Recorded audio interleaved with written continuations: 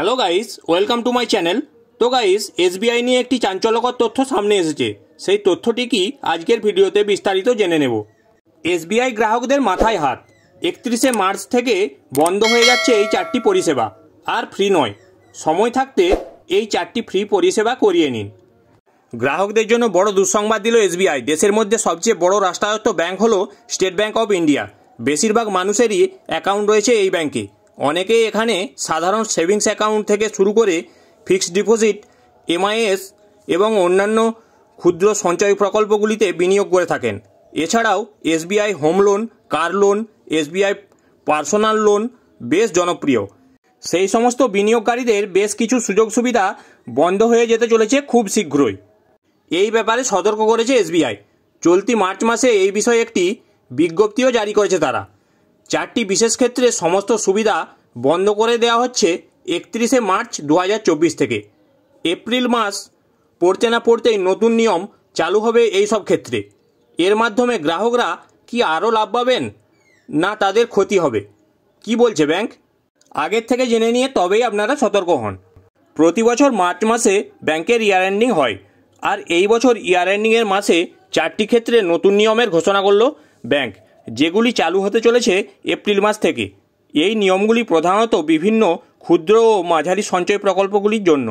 যারা যারা এই সমস্ত ক্ষেত্রে বিনিয়োগ করেন তাদের উপর চরম প্রভাব পড়তে চলেছে এর মাধ্যমে।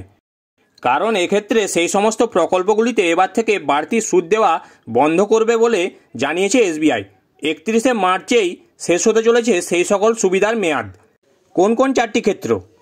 এসবিআই 400 দিনের অমৃত কলস ফিক্সড ডিপোজিট স্কিমের মাধ্যমে সাধারণ নাগরিকরা পেতেন 7.10% এবং প্রবীণ নাগরিকরা পেতেন 7.60% সুদ। 31শে মার্চ থেকে অতিরিক্ত সুদ বন্ধ করতে চলেছে স্টেট ব্যাংক এই প্রকল্পে।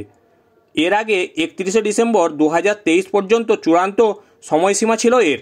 পরে তা বাড়িয়ে 31শে মার্চ করা হয়। অর্থাৎ এরপর থেকে যারা এখানে বিনিয়োগ করবেন তাদেরকে কম হারে সুদ দেওয়া হবে। আর যদি আপনি আগের মতো লাভ চান তবে 31শে মার্চের আগেই বিনিয়োগ সম্পন্ন করুন। স্টেট ব্যাংক অফ ইন্ডিয়া সাধারণ গ্রাহকদের জন্য নর্মাল ফিক্সড ডিপোজিট স্কিমে সুদের হার বৃদ্ধি করেছিল, যে অনুযায়ী এতদিন পর্যন্ত গ্রাহকরা 7% সুদ পেতেন। এখানে 31শে মার্চের পর থেকে সুদের হার কমতে পারে বলে জানা গেছে। SBI we care scheme. SBI এই প্রকল্পটি প্রবীণ নাগরিকদের জন্য চালু করেছিল। এখানে 10 বছরের জন্য অর্থ ফিক্সড ডিপোজিট করলে 7.50% হারে সুদ পাওয়া যেত। ফলে বিরাটভাবে উপকৃত হতেন বয়স্ক ব্যক্তিরা। কিন্তু 31শে মার্চ থেকে এই প্রকল্পটি বন্ধ হতে চলেছে। স্টেট ব্যাংক অফ ইন্ডিয়া এতদিন পর্যন্ত হোম লোনের ওপর সুদ 65-র বেশি পয়েন্ট কমিয়েছিল, যার ফলে সুদের হারে ভালো পরিমাণ ছাড় পেতেন ঋণ গ্রহীতারা। কিন্তু 31শে মার্চের পর থেকে হোম লোনে সুদের হার আবারও বাড়তে চলেছে। তাই লোকসানের সম্মুখীন হবেন গ্রাহকরা। এই কয়েকটা নিয়মের পরিবর্তন আগামী 31শে মার্চ থেকে, অর্থাৎ নতুন আর্থিক বছর থেকে শুরু হতে চলেছে।